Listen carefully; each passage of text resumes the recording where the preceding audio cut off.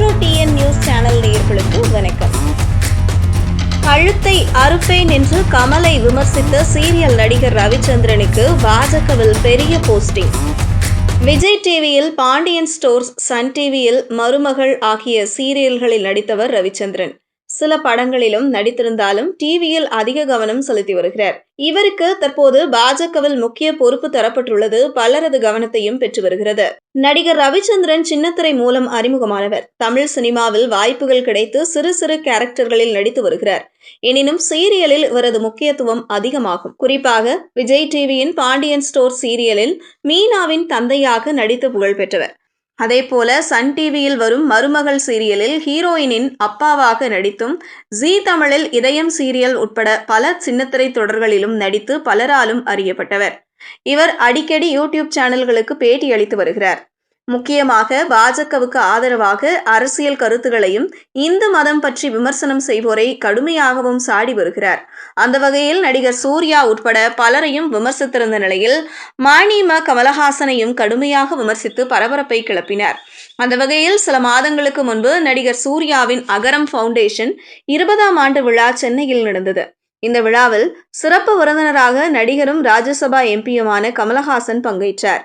அப்போது மேடையில் பேசும்போது 2017ஆம் ஆண்டு முதல் இன்றைய தேதி வரை கல்வி கிடைக்காமல் செய்துவிட்டது இந்த நீட் சட்டம். அப்படி ஒரு சட்டத்தை மாற்றி எழுதக்கூடிய பலத்தை தருவது கல்விதான். அந்த கல்வி இந்த போரில் ஆயுதமின்றி நாட்டையே செதுக்க வல்லது. இது சர்வாதிகார சங்கிலிகளை, சனாதன சங்கிலிகளை எல்லாம் நொறுக்கி தள்ளக்கூடிய ஒரே ஆயுதம் இதுதான்.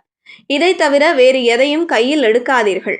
அதில் வெல்ல முடியாது. ஏனென்றால் பெரும்பான்மை மூடர்கள் உங்களை தோற்கடித்து வருவார்கள். அறிவு தோற்று போய்விடும் என்று பேசியிருந்தார். இதற்கு டிவி நடிகர் ரவிச்சந்திரன் கடுமையாக எதிர்ப்பு தெரிவித்து தன்னுடைய பேட்டிகளில் கமலஹாசனின் தொண்டையை அறுப்பதாகவும் கொலை மிரட்டல் விடுத்து பேசியிருந்தார். கமல் கழுத்தை அறுத்து விடுவேன் என்று கொலை மிரட்டல் விடுக்கும் வகையில் இவர் பேசியது ம. உள்ளிட்ட கட்சிகளுக்கு பெரும் அதிர்ச்சியை தந்திருந்தது. சோசியல் மீடியாவில் இவரை எதிர்த்து கமெண்ட்டுகள் காரசாரமாக பதிவாகின. பிறகு மக்கள் நீதி மய்யம் கட்சி சார்பில் கமிஷனர் ஆபீஸில் புகாரும் அளிக்கப்பட்டது. ஆனால் இந்த புகாரில் கைதில் இருந்து தப்பிக்க நடிகர் ரவிச்சந்திரன் முன்ஜாமீன் பெற்றது நினைவிருக்கலாம். இந்த நிலையில் தற்போது பாஜகவில் நடிகர் ரவிச்சந்திரனுக்கு மாநில பிரச்சார அணி செயலாளர் பொறுப்பு வழங்கப்பட்டுள்ளது. விரைவில் சட்டப்பேரவை தேர்தல் நடக்கப் போகிறது. இதற்காக பாஜக பல விதமான யூகங்களை முன்னெடுத்து வருகிறது. ஏற்கனவே பாஜகவில் நட்சத்திர பேச்சாளர்கள் அதிக அளவில் உள்ள நிலையில் ரவிச்சந்திரனுக்கும் முக்கிய பொறுப்பு தரப்பட்டுள்ளது. இதனால் வரக்கூடிய தேர்தலில் எதிர்க்கட்சிகளை விமர்சித்து பிரச்சாரம் செய்ய ரவிச்சந்திரனையும் பாஜக களமிறக்கலாம் என தெரிகிறது. தனக்கு பாஜகவில் பொறுப்பு வழங்கியது குறித்து ஒரு சேனலுக்கு பேட்டி தந்துள்ள ரவிச்சந்திரன், ஒரு நடிகனாக கமல் சார் மீது அதிக மரியாதை வைத்துள்ளேன். ஆனால் இந்துக்களின் நம்பிக்கையான விஷயமான சனாதனம் குறித்து விமர்சனம் செய்தால் எப்படி ஏத்துக்க முடியும்? எனவே எதிர்ப்பை பதிவு செய்தேன். அதை மீடியாவில் பெரிதாக்கிட்டாங்க. கமலை விமர்சித்ததற்காக இந்த பதவி தரப்படவில்லை. அதற்கும் பிரச்சார அணி பொறுப்பு கிடைச்சதுக்கும் தொடர்பில்லை. கட்சிக்காக நான் பேசிட்டு வரதை கவனித்து விட்டு அவர்களே தந்திருக்காங்க. இனி கட்சி வளர்ச்சிக்கு தேவையான விஷயங்களை மட்டுமே பேச வேண்டும் என்றெல்லாம் தெரிவித்துள்ளார்.